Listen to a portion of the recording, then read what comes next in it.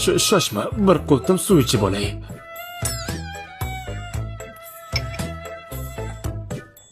Dushman yengilgach, men Miyanshu tumani hokimi etib tayinlandim. Xalq yana tinch va farovon yashay boshladi.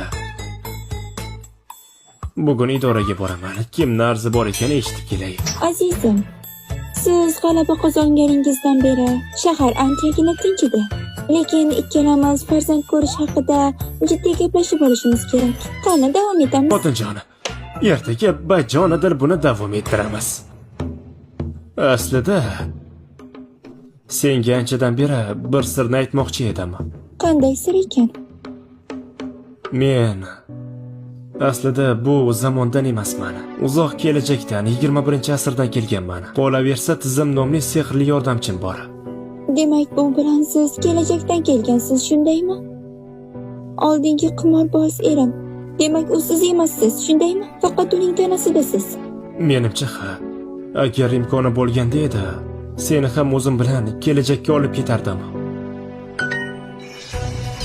Siz uchun yaxshi yangilik. 1000 yil davomida ochiladigan portal ochildi. Bu orqali siz o'z uyingizga, o'z zamoningizga qaytishingiz mumkin. Portal faqatgina 10 soniya ochiq tura oladi. Sanoq boshlandi. 10, 9, 8, 7, 6. Bu vaqt portali. Men bilan ket. Senga o'z dunyoyimni ko'rsataman. Unda vaqt qolmayapti. Atigi 5 soniya qoldi. Mayli, keng bo'lmasangiz ham menga siz ko'proq yoqasiz.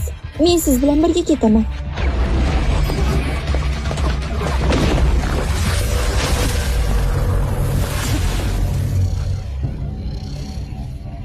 Hoy Tizim, bu yana nimasi? Bu faqat 21-asr odamlarga tegishli. Uni o'zingiz bilan olib keta olmaysiz. Lekin men xotinimsiz keta olmayman. Hoy Tizim, iltimos biror yo'lni top. Juda kech. Hozir portal yopiladi. Aslida bularga aralashmasligim kerak. O'zim shu yerda qolib unga yordam beraman. Azizim. Azizim. Azizim.